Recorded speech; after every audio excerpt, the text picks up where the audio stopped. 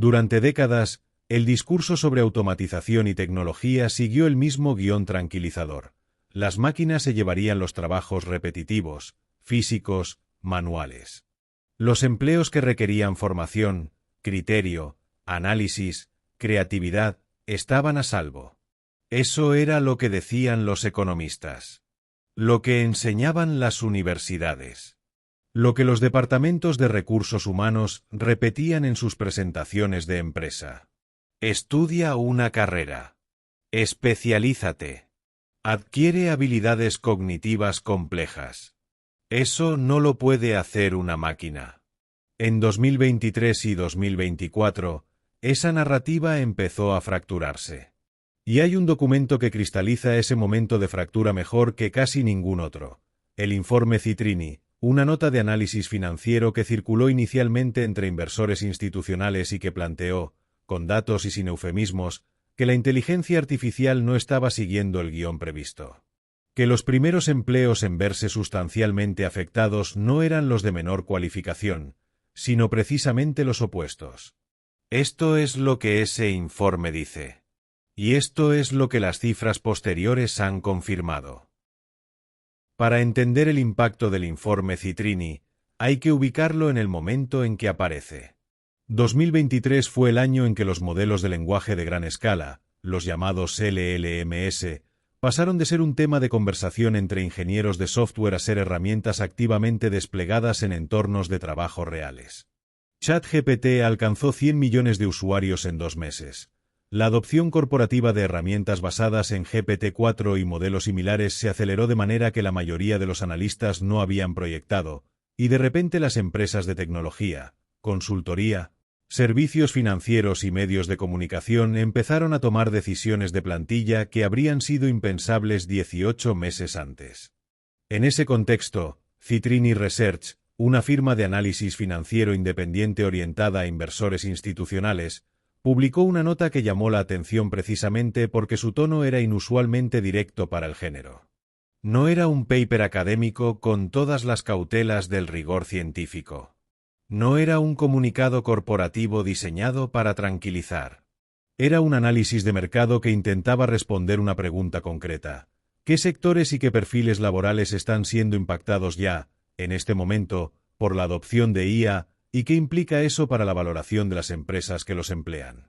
La respuesta que construyó ese informe fue incómoda para una parte significativa del público al que se dirigía, porque muchos de ellos trabajaban en precisamente los sectores que el análisis identificaba como de alto riesgo de disrupción a corto plazo.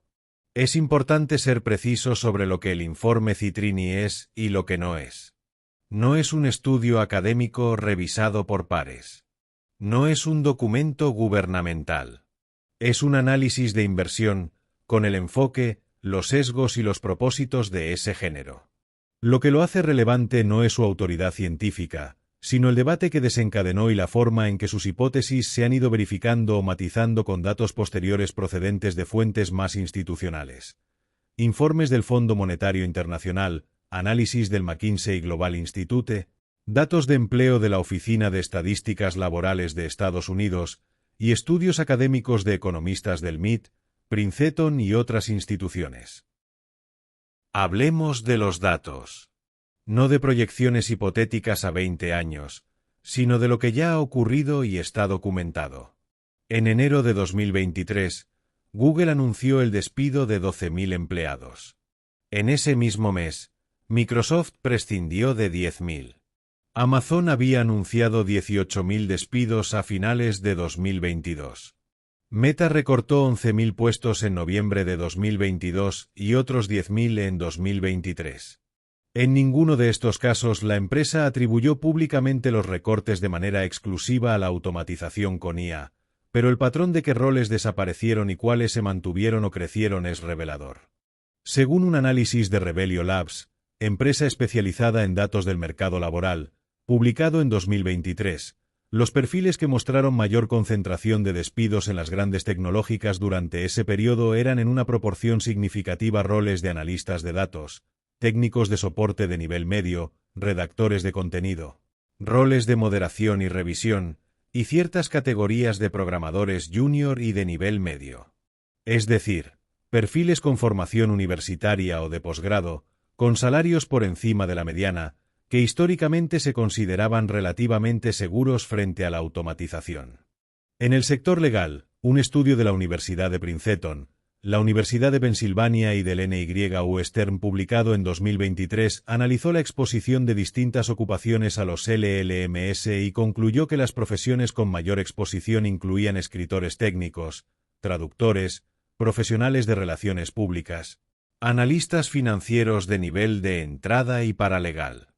Nótese que todas estas son ocupaciones que requieren formación postsecundaria y que en muchos casos han sido consideradas históricamente carreras de clase media estable. El informe del Fondo Monetario Internacional de enero de 2024, titulado AI and the Future of Work, estimó que aproximadamente el 40% de los empleos globales estaban expuestos a la IA de alguna manera, con el porcentaje escalando al 60% en economías avanzadas, donde la estructura del empleo está más orientada hacia el trabajo del conocimiento. El informe fue cuidadoso en distinguir entre exposición, es decir, solapamiento con capacidades de la IA, y desplazamiento efectivo, que es una dinámica diferente. Pero la escala de la exposición en los sectores de mayor cualificación fue uno de los datos más citados del documento. En el sector de los medios, los datos son aún más concretos. Empresas como Sports Illustrated, BuzzFeed News, The Messenger y varias otras publicaciones cerraron o redujeron drásticamente sus plantillas en 2023 y 2024.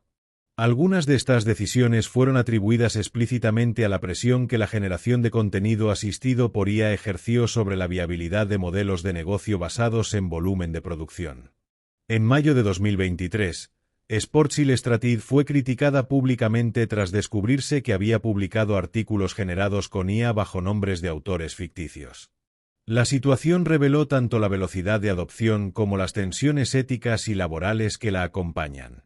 En el sector financiero, los bancos de inversión comenzaron a implementar herramientas de IA para la redacción de memorandos, el análisis de documentos legales en operaciones de MIA y la generación de informes de análisis de primer nivel. Goldman Sachs publicó en 2023 su propio análisis interno estimando que la IA podría automatizar tareas equivalentes al trabajo de 300 millones de empleados a tiempo completo a nivel global, con la salvedad de que automatizar tareas no es lo mismo que eliminar empleos, matiz que con frecuencia se pierde en la cobertura mediática. En el sector del software, el impacto es particularmente interesante porque la IA está siendo adoptada masivamente en la industria que la produce. GitHub Copilot, el asistente de codificación de Microsoft basado en modelos de OpenAI, fue adoptado por millones de desarrolladores. Estudios internos de GitHub publicados en 2023 indicaron que los desarrolladores que usaban Copilot completaban tareas de codificación hasta un 55% más rápido. La implicación económica es directa. Si un desarrollador puede producir en una hora lo que antes requería 2, el número de desarrolladores necesarios para un volumen de trabajo equivalente cambia, aunque la relación no sea tan mecánicamente directa como esa aritmética sugiere. ¿Por qué la IA está impactando primero a los empleos calificados y no a los manuales? Es una pregunta que tiene una respuesta técnica relativamente clara. Los modelos de lenguaje de gran escala, los LLMS como GPT-4, Claude o Gemini, son herramientas de procesamiento y generación de texto y código. Su dominio natural es el lenguaje simbólico, el análisis de documentos, la síntesis de información, la generación de texto estructurado y la escritura de código. Estas son precisamente las actividades centrales de la mayoría de los trabajos del conocimiento. Analistas, abogados, periodistas, consultores, programadores, redactores, investigadores. La automatización física, en cambio, requiere robótica avanzada capaz de operar en entornos no estructurados, con la precisión y la adaptabilidad que los humanos aplican naturalmente en tareas físicas complejas. Ese problema es mucho más difícil de resolver que el procesamiento de lenguaje. Un robot capaz de realizar el trabajo de un fontanero en un edificio con instalaciones irregulares, o las tareas de un electricista en una obra con variables impredecibles, o la precisión táctil de un cirujano, sigue siendo un desafío de ingeniería sin resolver a escala comercial. Los LLMS, en cambio, ya están operando a un nivel de competencia en tareas de conocimiento que en muchos contextos resulta suficiente para sustituir o reducir significativamente la demanda de ciertos perfiles humanos. Esto no significa que todos los trabajos del conocimiento estén igualmente expuestos. Los investigadores distinguen entre dos tipos de exposición a la IA en el trabajo. La primera es la exposición de complementariedad. La IA amplifica la productividad del trabajador humano sin sustituirlo. El programador que usa Copilot puede hacer más en el mismo tiempo. El abogado que usa herramientas de revisión de contratos con IA puede procesar más documentos. El analista financiero que usa modelos de síntesis puede cubrir más empresas.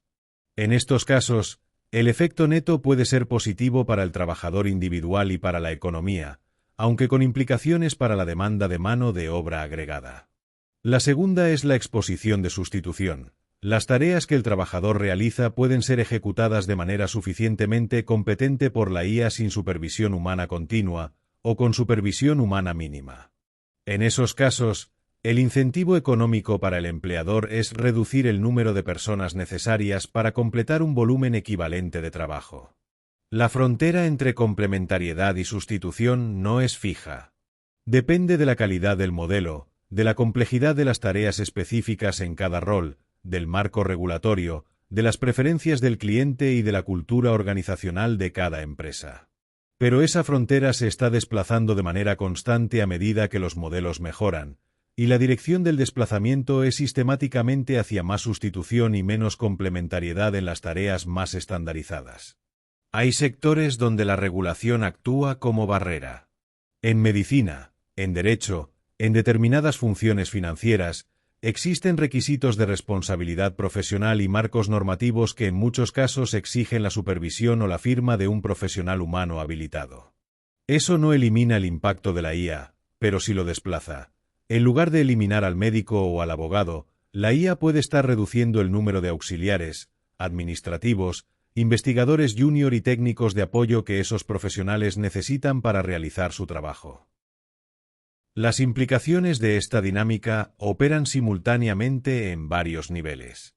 El primero es el nivel individual. Para una persona de entre 25 y 45 años que haya construido su carrera y sus expectativas de ingresos en un perfil del conocimiento que hoy se encuentra en zona de alta exposición a la IA, las opciones disponibles no son sencillas. Formarse en habilidades complementarias a la IA tiene sentido, pero ese consejo asume que la velocidad de adopción es lo suficientemente gradual como para permitir transiciones.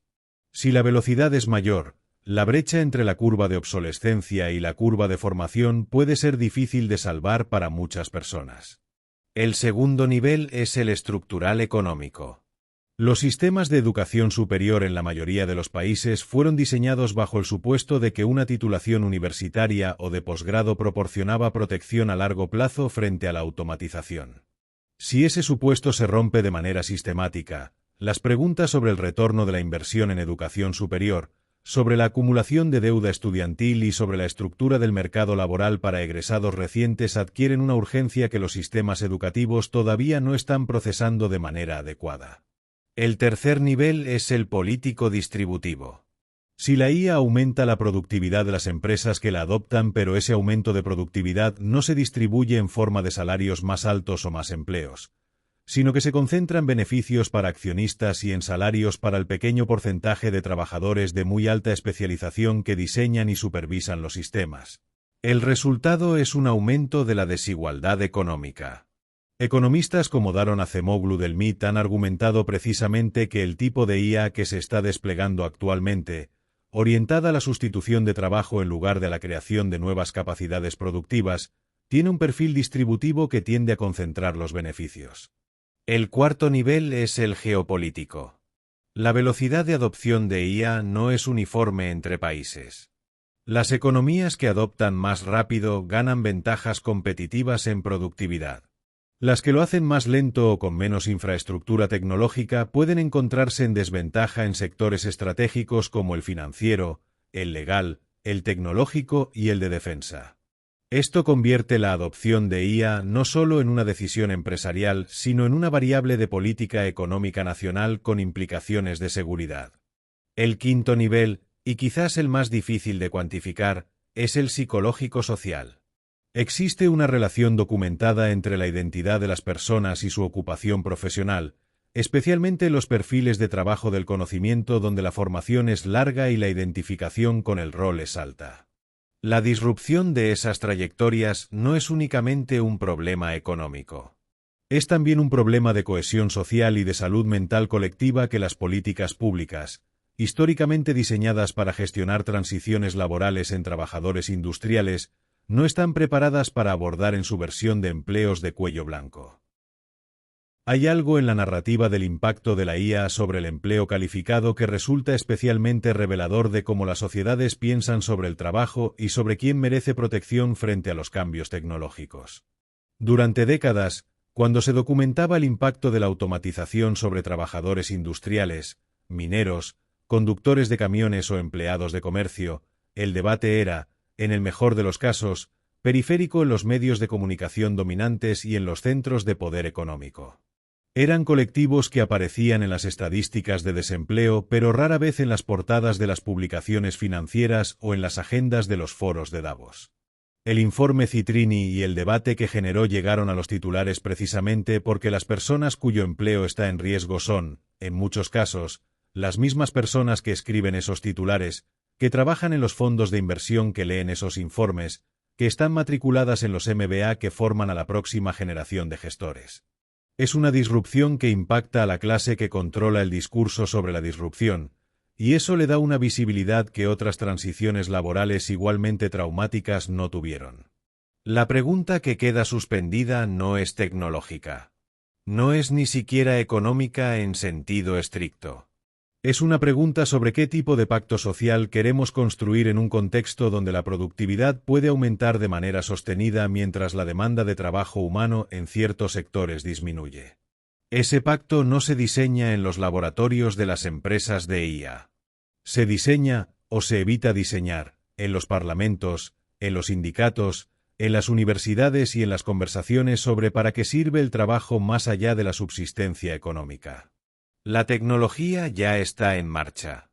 La velocidad es real. Lo que todavía está abierto es la decisión colectiva sobre cómo distribuir lo que produce.